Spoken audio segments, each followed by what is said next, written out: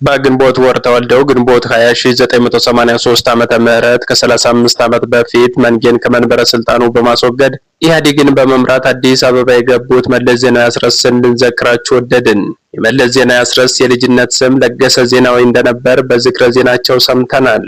መለስ የሚለው የአንድ ታጋይ ስም መሆኑም ተጽፏል።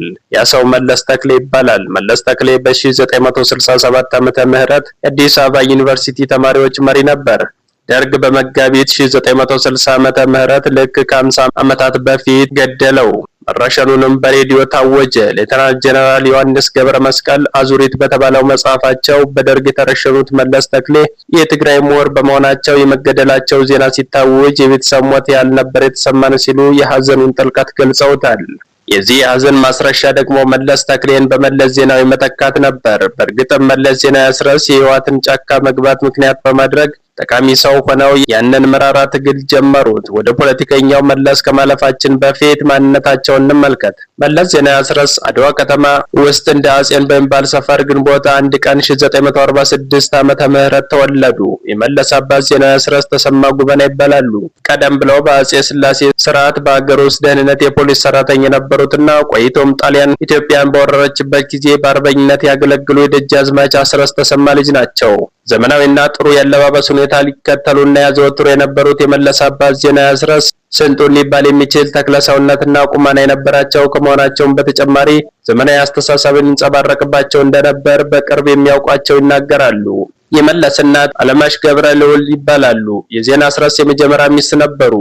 ጥሩ እናትና የትዳር ጓደኛ እንደነበሩም የረጅም ጊዜ የትዳር ጓደኛቸው የነበሩት የመለስ አባት ለኢንፎ ታይምስ መጽሔት ገልጸዋል። ሁለቱም አብረው በትዳር በኖሩባቸው እና ባሳለፏቸው ጊዜያት 6 ልጆች ያፈሩ ሲሆን መለስ 5ኛ ልጃቸው ነው። የመለስ አባት ዜናዊ አስረስ በአጠቃላይ 13 ልጆች ነበራቸው። የመለስ ዜናዊ አባት ዜናዊ አስረስ መካከለኛ ሊባል በሚችል የኑሮ ደረጃ የኖሩ የነበሩ በመሆናቸው ልጆቻቸው እንደማንኛውም ሰው ሁሉ በኢትዮጵያ የአኗኗር ዘይቤና ስርዓት መሰረት የልጆች አስተዳደግ ወግና ባህልን ተከትለው አቅማቸው በፈቀደ መጠን ሳያቀማጥሉ በስነ ስርዓትና አባታዊ አግባብ እንዳሳደጓቸው ይነገራል። ትንሹ ልጅ መለስ 2 ጨዋታዎች ልቡን ያጠፉት ነበር ይባላል። አንዱ የቢይ ጨዋታ ነው፣ ሌላኛው ደግሞ ውሃ ዋና ነበር። የመለስ ደማዊ ማንነት ግን ውዝግቡ እስካሁንም አልበረደም። ከ1960ዎቹ የኢትዮ ኤርትራ ጦርነት በኋላ መለስ ዜናዊ አስረስና በረከት ስምዖን በደም ኤርትራዊ ናቸው ብሎ ማማት የዚያ ዘመን ጋዜጠኞች ስራ ሆኖ ነበር። የመለስ ዜናዊ ተቃዋሚዎች አንደኛው የድርጅታችን የላይኛው አመራር ለኤርትራ ወረራና ኢምፔሪያሊዝም የመንበርከክ ችግር ላይ ጥሮናል ያሉት ነበሩ። ለዚያ ምክንያት ተደርጎ የተወሰደው ደግሞ የመለስ ለኤርትራ ተጠቃሚነት መቆምና የአርበኝነት ክህደት ተጠቅሷል። አድዋና ጎንደር ተወልደው ያደጉት መለስና በረከት ግን አንድም ጊዜ አሜቱ ላይ ማስተባበያ ይሁን ማብራሪያ ሰጥተው አያውቁም። እንደ አብርሃም ያሉ የመለስን ቤተሰብ በቅርበት አውቃለሁ የሚሉ ሰዎች እንደውም የመለስ እናት በኤርትራ ዜግነት ተመዝግቦ በሪፈረንደሙ ጊዜ ለኤርትራ ነጻነት ድምፅ ሰጥተዋል ይላሉ። በቅርብ ጊዜያት ውስጥ ደግሞ መለስን ጎጃሜ አድርጎ መግለጽ ተጀምሯል። ይህን ትርክት መለስ ዜናዊ በቀዳማዊ ኃይለ ሥላሴ ዩኒቨርሲቲ አስተምሬዋለሁ የሚሉት ፕሮፌሰር ሽብሩ ተድላ በጉሬዛ ማርያም እስከ አዲስ አበባ በተባለ ጽሑፋቸው ላይ አስፋፍተው ገልጸውታል። የመለስን አጎት አዲስ አበባ ውስጥ ሸራተን አግኝተዋቸው መለስ ከጎጃም መሳፍንት ታጅበው ትግራይ ከገቡ ጎጃሜ የሚመዘዙ ጎጃሜ ናቸው እንዳሏቸውም ጽፈዋል። ሌተናንት ጀነራል ዮሐንስ ገብረ መስቀል በዚህ ዝግጅት መነሻ ላይ በጠቀስነው መጽሐፋቸው ውስጥ ብዙ የትግራይ አባቶች መለስ ጎጃሜ እንደሆነ እንደሚያምኑ ነግረውናል ሲሉ ጽፈዋል። ሀብታሙ አለባቸው ባስነበቡት ታሪካዊ ልቦለድ ላይ መለስን የአባቱ አባት ጎጃሜ ናቸው እንዲሉ ያደርጓቸዋል። የጻፊው ስራዎችም ውሸት ቢኖርባቸውም ነገሩ ግን መሰረታዊነት የያዘ ይመስላል። የመለስ ተጋሩነት በዚህ የተነሳም በሂደት ጥያቄ ውስጥ እየገባ ነው። መለስ ከኦሮሞ እንደሚዛመዱ በሀብታሙ አለባቸው መጽሐፍ ውስጥ የአባት አያት ስም እንደገና የኦሮሞ ስም ነው ጎበና እንዲሉ በመደረግ ተጠቁሟል።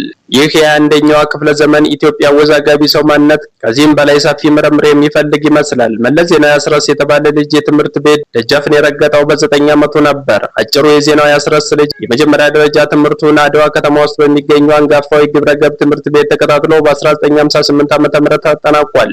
ቀጥሎም እዛው ከተማ ውስጥ ወደሚገኘው ንግስተ ሰባ ሁለተኛ ደረጃ ትምህርት ቤት በመሸጋገር የ8ኛ ክፍልና ሀገራዊ መልቀቂያ ፈተና ተፈትኖ ከፍተኛ ውጤት በማምጣት በ1960 ዓመተ ምህረት ትምህርት አጠናቋል።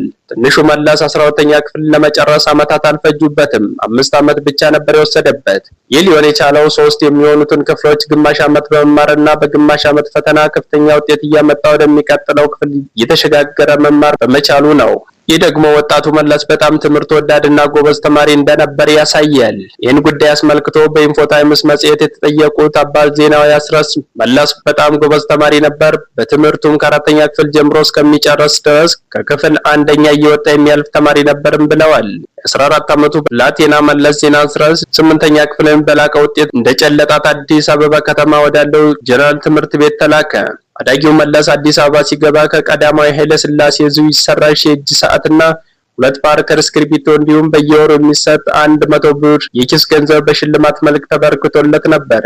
የውንጌቱ ለገሰ ዜናዊ በእንግሊዝኛና በኬሚስትሪ ትምህርት የሚችለው አልነበረም ይባላል። ቀጥሎ ለሕክምና ትምህርት ቀዳማዊ ኃይለ ሥላሴ ዩኒቨርሲቲ ገባ። እዚያ ከአንዳርጋቸው ጽጌና ሌሎች የዘመን ጓደኞች ጋር መጻሕፍትን እየተሻማ የሚያነበው መለስ ዜናዊ ነበር። በመሃል ግን ትምህርቱን ትቶ ጫካ ገባ። ተንቤን በነበረው የህወሓት የዋሻ ጽሕፈት ቤት ውስጥ አብዝቶ ያነብ ነበር ይባላል። ከግንቦት 20 ቀን 1983 ዓ.ም በኋላ መለስና አንዳርጋቸው ትምህርት ላይ በርትተው ነበር። እሳቸውም ሮተርዳም ከሚገኘው ኤራስመስ ዩኒቨርሲቲ እና ኦን ከተባለ ዩኒቨርሲቲ ዲግሪያቸውን ተቀብለዋል። ብዙ ባይነገርላቸውም መለስ ከድል በኋላ ተምረው ፒኤችዲ ጭነዋል ይባላል። መለስ አንዳንድ አመሎችም ነበሯቸው። ሲጋራ ያጨሳሉ፣ ይቆጣሉ፣ ልጅም ያጫውታሉ። መለስ ያጨሱት የነበረው ሲጋራ ሮዝማን ይባላል። ኢህአዴግን እየመሩ አዲስ አበባ ከገቡ በኋላ ለ6 ዓመታት ማጨስ ትተው እንደነበር ተጽፏል። በኢትዮ ኤርትራ ጦርነት ወቅት ግን ዳግም ያቦኑት ጀመር። ማኪያቶ ከሮዝማን ሲጋራቸው ጋር ፉት እንደሚሉ በትክክል ተጽፎ አንብበናል። ልጅ ማጫወት ይወዳሉ። ጋዜጣ መጽሔት ላይ እንደተጻፈው ከሆነ የደህንነት ሹማቸው የነበሩት የክንፈ ገብረ መድህንን ልጅ በሱሪያቸው ላይ እየሸናባቸው ሳይቀር ያቅፉት ነበር። ከልጃቸው ስማል ልብ ውስጥ አልወጣ ያላቸው ጸባያቸውም ይሄው እንክብካቤያቸው እንደሆነ ይገመታል።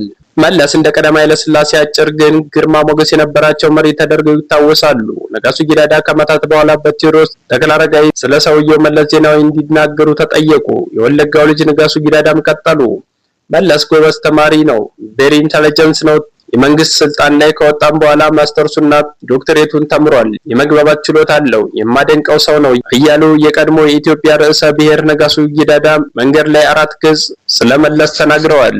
በእርግጥ እርሳቸው መለስም ከአንድ ትውልድ እስከ አንድ ሰው የተሻገረ ዓላማ ይኑርህ ሲሉ ተደምጠው ነበር። በ1960ዎቹ ትውልድ ውስጥ የፖለቲካ ሾህ ጨብጠው ለዛው የዘመን ራሷን በህዳሴ የምትገልጽ ሀገር የፈጠሩ መሪ ናቸው ተብለው ይወደሳሉ። ኢትዮጵያ ያሏት ዩኒቨርሲቲዎች ትንሽ ነበሩ። እነርሱም ተማሪዎችን ወደ ጦርነት ሊማግዱ ወታደር ማሰልጠኛ ማስገባት ጀምረው ነበር። ኢትዮጵያን የተቻላቸው ሁሉ ትተዋት የሚወጡ እንጂ ተስፋ አድርገው የሚገቡባት አልነበረችም። ይችን ነበር የሚሏት ሀገር መምራት ሲጀምሩ ግን ነገሮች ተቀያየሩ። ዛሬ አዲስ አበባ 22 እና ቦሌ መድኃኔዓለም የሚባሉ መንደሮች የምታውቋቸው በናጠጡ ሀብቶቻቸው ነው።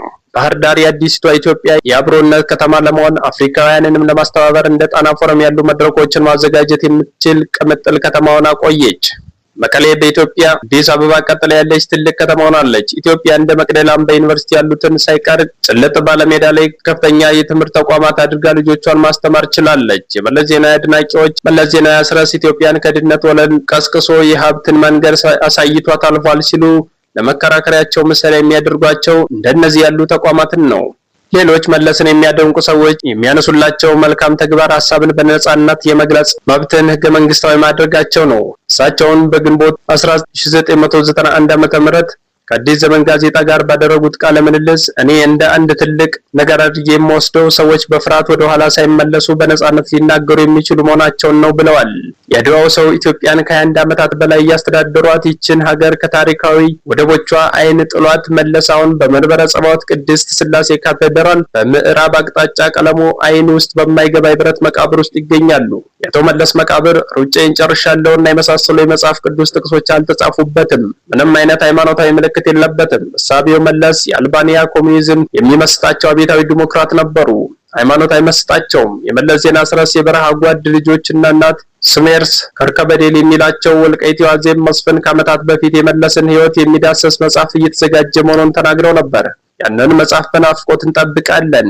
እኛም ያለውን የሰጠን ፉጋ ይባልን ብለን ስለ ሰውየው መለስ አንዳንድ ምስጢሮችን ያካተትንበትን ዝግጅት እንዲህ አጠናቀናል።